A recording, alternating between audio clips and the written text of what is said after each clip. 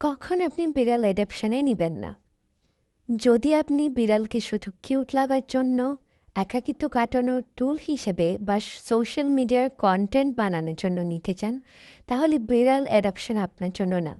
প্রথম দিকে সবাই আগ্রহ দেখায়, ছবি তুলে আদর করে, কিন্তু কয়েক সপ্তাহ বা মাস পর যখন লিডার পরিষ্কার করতে হয়, লোম পড়ে, রাজ্জাকে ডাকাডাকি করে বা আচরণ আপনার মন মতো না হয়, তখন যদি বিরক্ত লাগে, তাহলেই শুরু করা উচিত না।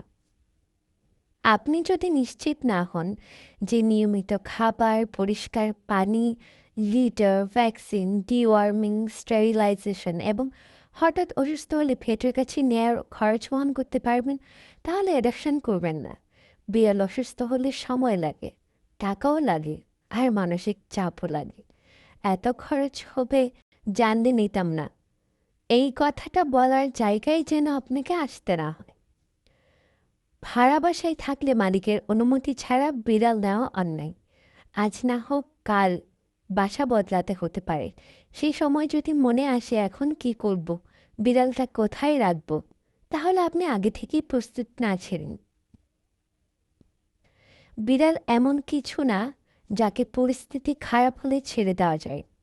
এই অনিশ্চয়তা থাকলে অ্যাডপশন করা উচিত না। আপনার লাইফস্টাইল যদি খুব ব্যস্ত হয়, লম্বা সময় বাসায় বাইরে থাকতে হয়, নিয়মিত ট্রাভেল করেন বা মানসিকভাবে স্থির না থাকেন, সেটাও ভেবে দেখা দরকার। বিড়াল সবসময় কোলে চায় না, ঠিকই, কিন্তু ওদেরও রুটিন আছে, নিরাপত্তা আছে, মানুষের উপস্থিতিও তাদের দরকার। হঠাৎ হঠাৎ একা ফেলে রেখে যাওয়ার মতো প্রাণী ওরা না। বিড়াল খেলনা না, প্রজেক্ট না, বা ট্রেন্ডও না। ওরা ভয়ও পায়, ট্রমাও নেয়, অভ্যাস করে তোলে, আর অনেক বছর বাঁচে।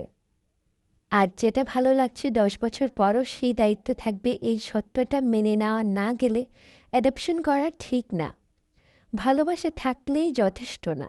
ধৈর্য, সময়, অর্থনৈতিক সক্ষমতা আর দীর্ঘমেয়াদী কমিটমেন্ট, এই চারটা একসাথে থাকলেই কেবল বিড়াল অ্যাডপশনের সিদ্ধান্ত নেওয়া উচিত। না হলে আপনি হয়তো না বুঝে আরেকটা পরিত্যক্ত জীবনের কারণ হয়ে যাবেন।